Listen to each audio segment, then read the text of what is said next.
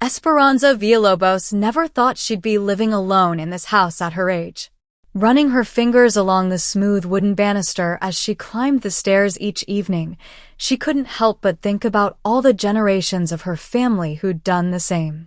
This house on Maple Street had been in her family for over a century, and she'd called it home for most of her life. 20 years ago, Esperanza's husband, Mateo, left her for his 25-year-old secretary.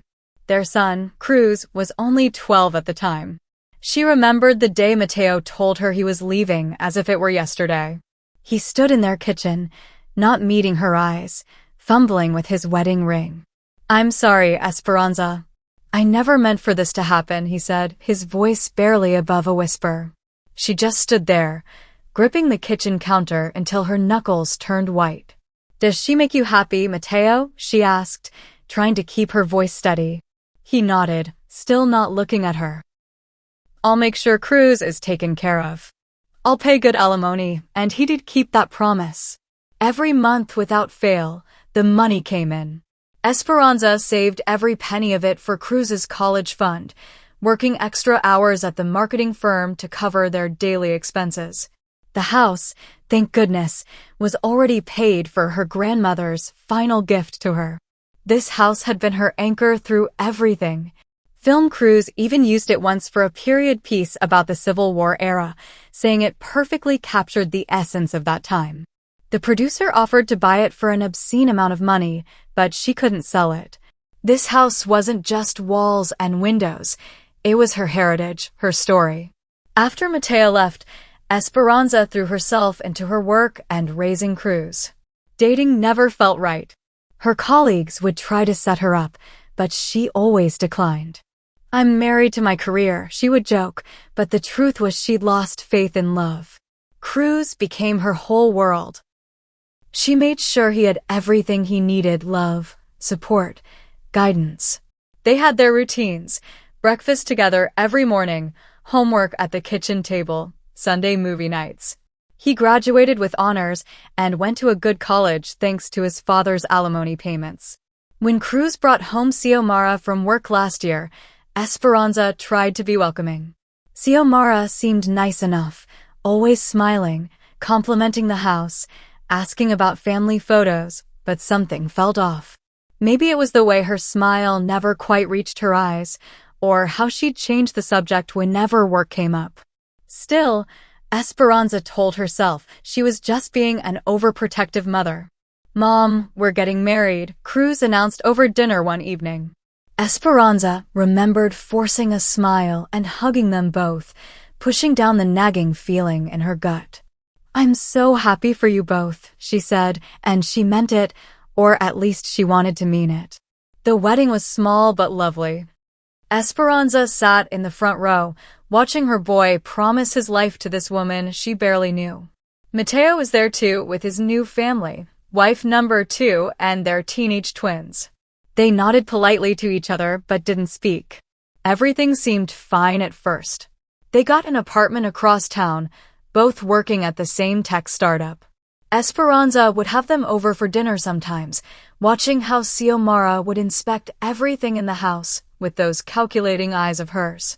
But she never imagined how quickly things would change, or that her peaceful life was about to be turned upside down. Esperanza was at work when she got the call from Cruz. His voice was shaking, and she could tell he'd been crying. "Mom, they're laying off half the company. Both Xiomara and I were being let go." Her heart sank. She knew how hard it was to lose a job. She'd seen enough colleagues go through it over her years in marketing. "Take a deep breath, honey. Tell me what you need." "We won't be able to make next month's rent," he said, his voice barely above a whisper. "Our savings, they're pretty much gone." After some quick calculations, Esperanza transferred enough money to cover 3 months of rent for their apartment. It wasn't a small amount, but she had some savings, and this was her son. "This should give you both time to find new jobs," she told him. The weeks that followed were a mix of hope and disappointment. Cruz landed a new position at a smaller company, but the salary was significantly lower than what he'd been making before. Xiomara, on the other hand, Well, Esperanza tried not to judge, but her job search seemed half-hearted at best. When Esperanza would visit them, she'd often find Xiomara scrolling through social media instead of job listings. Then came another call from Cruz, just as the 3 months were coming to an end. "Mom, I hate to ask this, but is there any chance we could stay with you for a while? Just until things get better." Esperanza looked around her big empty house, thinking of all the unused rooms. "Of course, honey. You know there's always space for you here." They arrived on a Sunday afternoon, their car packed with belongings. As Esperanza helped them carry boxes up to Cruz's old room, she couldn't help but notice Xiomara's eyes darting around the house, taking everything in with an intensity that made her uncomfortable. "Esperanza," she said, her voice syrupy sweet, "your master bedroom is just gorgeous, and that home office setup, it would be perfect for our workspace while we're job hunting. Maybe Cruz and I could take that room? It's bigger, and since there are 2 of us." "I'm sorry, Xiomara," Esperanza said firmly but politely, "but that's my personal space. I need my office for work, and I sometimes have to take calls late at night. Cruz's old room is quite spacious, and you'll have plenty of storage in the guest room across the hall." Xiomara's face fell, and though she didn't say anything, the look in her eyes sent a chill down Esperanza's spine. She pursed her lips and turned away, dragging her suitcase up the stairs with more force than necessary. Cruz gave his mother an apologetic smile. "Thanks for this, Mom. We really appreciate it." Life settled into a new routine, or at least that's what Esperanza tried to tell herself. Every morning, she'd get up at 6 o'clock, make coffee, and head to work. Cruz would leave around the same time for his new job, and Xiomara would still be asleep. Esperanza tried not to think about it too much during those first few days. "She's probably still applying for jobs online," she told herself. But as the days went by, a pattern emerged that was impossible to ignore.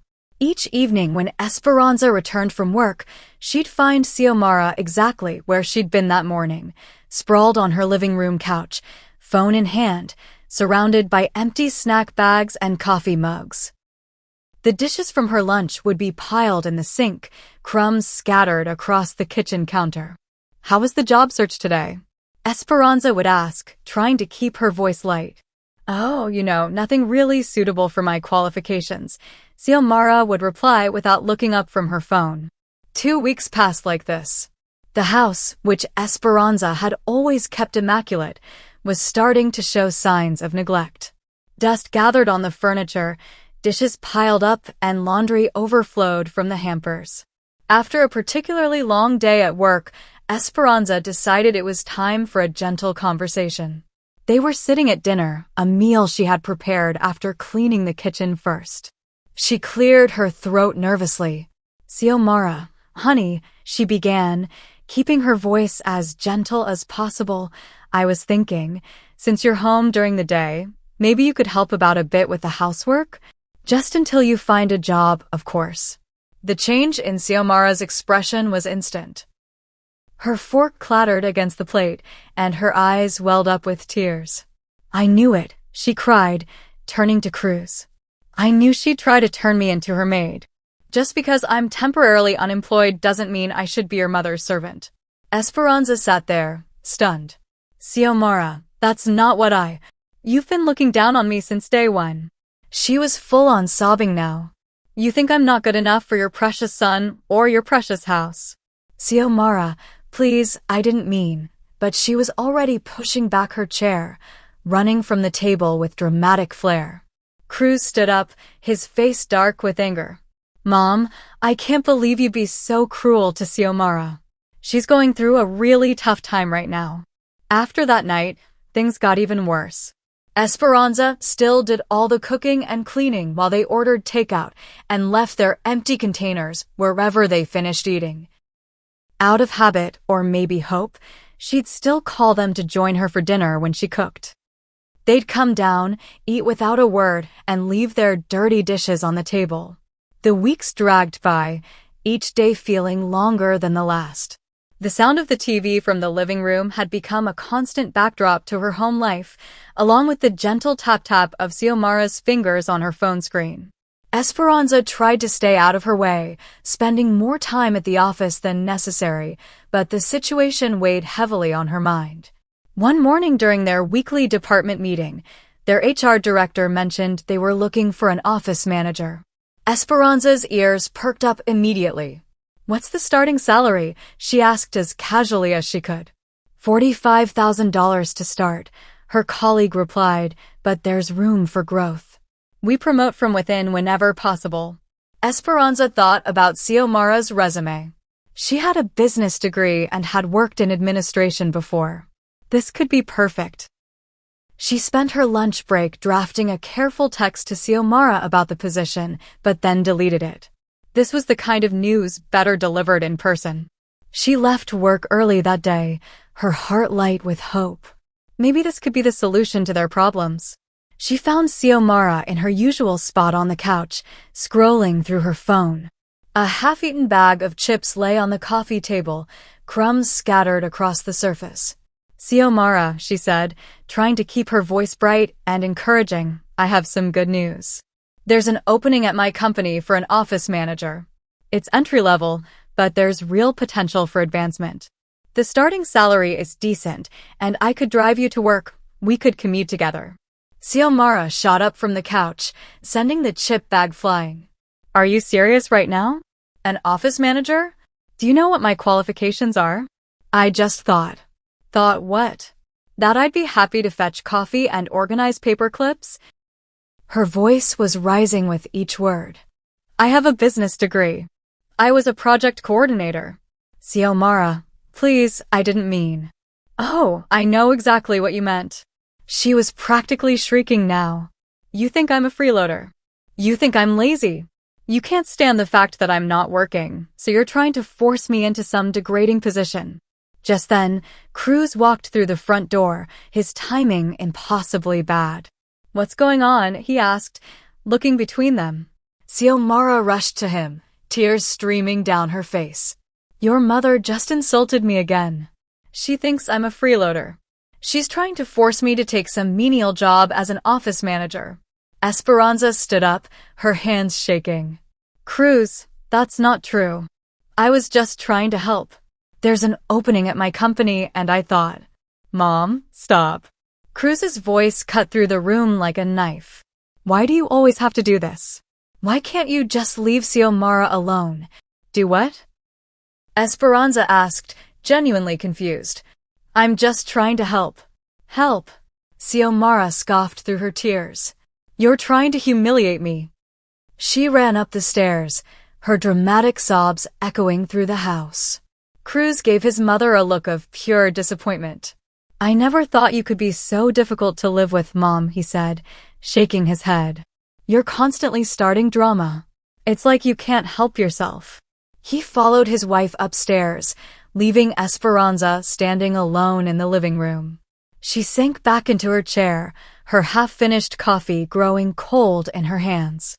"Starting drama," she whispered to herself, the words tasting bitter in her mouth.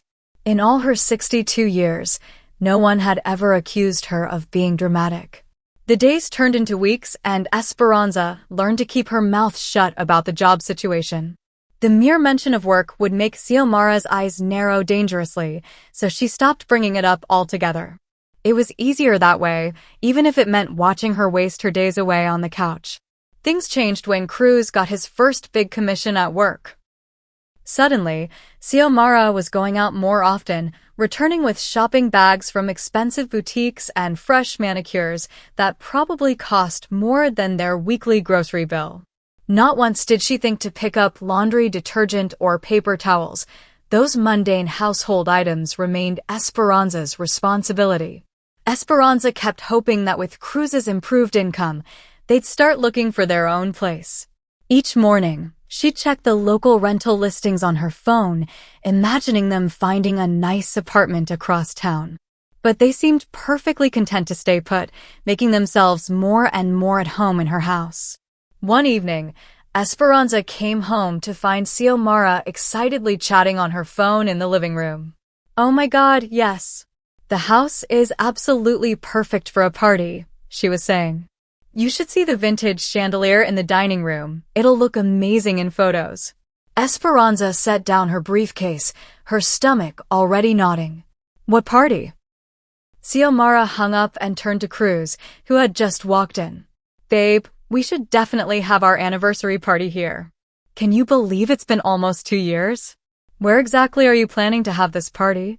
Esperanza asked, though she already knew the answer. Here, of course. Xiomara gestured around the living room. This house is gorgeous, Esperanza. All our friends will love it. I'm thinking we could set up the bar in the foyer and maybe move some furniture around in the living room to create a dance floor. Shouldn't you have asked me first? Esperanza interrupted, trying to keep her voice level. But Xiomara was already scrolling through her phone. We should invite the Hendersons and maybe that new couple from your office, Cruz. Oh, and we absolutely need to call that catering company we used for New Year's. Esperanza turned to Cruz, hoping he'd say something, but he was nodding along with his wife's plans, a smile on his face. Later that evening, she cornered Cruz in the kitchen. Mom, I know what you're going to say, he started, but it would mean so much to Xiomara. She's been feeling down lately, and this would really lift her spirits. This is my house, Cruz. You can't just decide to throw a party here without asking me first. Please, Mom. He gave her that look, the same one he used to give her when he wanted extra dessert as a child. I promise we'll take care of everything. I'll even hire a cleaning service to come in afterward. You won't have to lift a finger. Esperanza stood there, looking at her son, this man who used to be the considerate boy she raised, and felt her resolve crumbling. Fine, she sighed, already knowing she'd regret this decision. But I want everything back in its proper place afterward. Thanks, Mom. You're the best. He hugged her quickly and bounded up the stairs to tell Xiomara the good news. The week leading up to the party was a whirlwind of activity, none of which Esperanza was included in. Xiomara took over the house like a general planning a military campaign. Delivery trucks came and went, bringing everything from fancy tablecloths to crystal champagne flutes. She rearranged the furniture without asking, pushing Esperanza's favorite reading chair into a corner to make room for a makeshift dance floor. Esperanza kept her distance, retreating to her office whenever possible. Still, she couldn't help but overhear Xiomara's endless phone conversations about appetizer selections and wine choices. Her grandmother's antique vase was moved to make room for elaborate flower arrangements, and her family photos were taken down to be replaced with string lights and paper lanterns. Friday afternoon, Esperanza left work early. She had even bought a new dress for the occasion, nothing too fancy, just a simple navy blue cocktail dress that she thought would be appropriate. As she pulled into her driveway, she could see cars already lining the street. She took a deep breath and walked up to her own front door. Inside, the house was barely recognizable. The furniture had been pushed against the walls, creating an open space in the center where people were already dancing. The air was thick with the smell of catering food and expensive perfume. Xiomara spotted her from across the room. She was wearing a short silver dress that caught the light from the newly installed party lights, her hair and makeup professionally done. She excused herself from the group she was talking to and walked over to Esperanza, her face fixed in an artificial smile. Esperanza, she said, her voice sickly sweet but loud enough for nearby guests to hear. I thought you'd be gone by now. Esperanza blinked in confusion. Gone? Why would I be gone? Oh! Xiomara tilted her head, her smile never wavering. I guess I forgot to mention, this party is really just for our friends, you know, young people. I assumed you'd make other arrangements for the evening, maybe get a hotel room. Esperanza stood there, stunned, as a few of Xiomara's friends nearby giggled into their champagne glasses. This is my house, she said, her voice barely above a whisper. Yes, and you've been so generous letting us use it, Xiomara said, patting her arm condescendingly. But you have to understand, Having someone's mom at an anniversary party is kind of a buzzkill. Esperanza looked past her to Cruz, who was standing nearby, watching this exchange. Surely he wouldn't allow this. Surely he would step in and defend her. "Mom," he said, walking over, "Xiomara's right. This is really more of a young people's party. It might be better if you weren't here." In that moment, something inside Esperanza, something that had been stretching thinner and thinner over the past months, finally snapped. Without a word, she turned and walked up the stairs. Behind her, she could hear Xiomara's smug voice. "See? I knew she'd be reasonable about this. She's probably just gone to pack an overnight bag." Esperanza entered Cruz's old room, their room now, and pulled their suitcases from under the bed. Her hands were steady as she began emptying drawers, folding nothing, just throwing their clothes into the bags. Designer dresses, expensive suits, all the things they'd bought with Cruz's new salary, into the suitcases they went. She stripped the bed, wrapped their toiletries in a towel, and added those too. The music thumped below as she dragged the heavy suitcases down the stairs, one in each hand. The sound of them bumping against each step drew everyone's attention. The crowd parted as she entered the living room, faces turning from their conversations to watch the scene unfold. "Mom?" Cruz's voice cracked. "What are you doing?" Esperanza dropped the suitcases in the middle of the makeshift dance floor. "You're leaving. Now. The party's over." Xiomara's face contorted with rage. "What the hell do you think you're doing?" she screamed. "You can't do this." "This is my house," Esperanza said, her voice deadly calm. "You have exactly 5 minutes to leave before I call the police and have you removed for trespassing." "Mom, come on." Cruz laughed nervously. "You're joking, right?" Esperanza pulled out her phone. For minutes, the guests began shuffling toward the door, muttering among themselves. Some were already calling Ubers. "You deranged old fool." Xiomara stepped toward her, her finger pointed at Esperanza's face. Esperanza moved so quickly it surprised even her, closing the distance between them until they were nose to nose. "Call me one more name," she said, her voice low and dangerous, "and I'll show you exactly how much fight this old fool has left in her. Try me." The color drained from Xiomara's face. She stumbled backward, grabbing the nearest suitcase. Cruz stood frozen for a moment before reaching for the second bag. "Mom," he started. "Get out." They walked to the door, Xiomara still muttering curses under her breath. Cruz looked back once, but Esperanza had already turned away, beginning to take down the tacky decorations they'd hung on her walls. After they left, she surveyed the abandoned party scene, tables loaded with untouched food, half-empty champagne glasses scattered everywhere, her grandmother's vase, thankfully, still intact. She began boxing up the catering trays. The local homeless shelter was still open, at least some good could come from all this food. The weeks after the party passed quietly, too quietly perhaps, but after months of chaos, the silence in her house felt like a blessing. She put everything back in its proper place. Her reading chair returned to its spot by the window, her family photos back on the walls, her grandmother's vase centerpiece on the dining room table. News travels fast in small towns. Paloma, Esperanza's friend who worked in real estate, told her Cruz and Xiomara had rented a 2-bedroom apartment in the new complex across town. "Funny thing," she said over coffee one morning, "Jasmine from the leasing office is an old friend. Says they almost didn't pass the credit check, but Cruz's new salary just barely got them approved." Esperanza sipped her coffee and said nothing. More stories trickled in. Marisol, whose niece lived in the same building, reported that the property manager had already given them 2 warnings about the state of their apartment during routine inspections. "The place is a mess," Marisol confided, shaking her head. "Garbage piling up, dishes in the sink for days. Sound familiar?" Esperanza just nodded, remembering her own kitchen during their stay.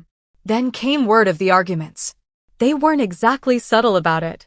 The neighbors could hear them through the walls.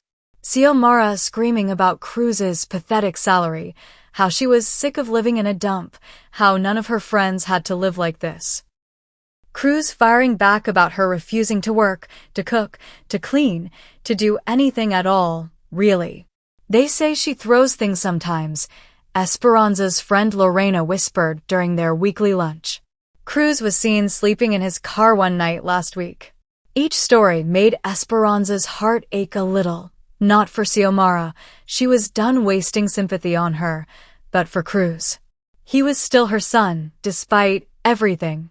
Sometimes she'd pick up the phone, her finger hovering over his number, but she always put it down again. This was his lesson to learn, his path to walk. The house feels different now, peaceful, yes, but also waiting, like it knows this isn't the end of the story.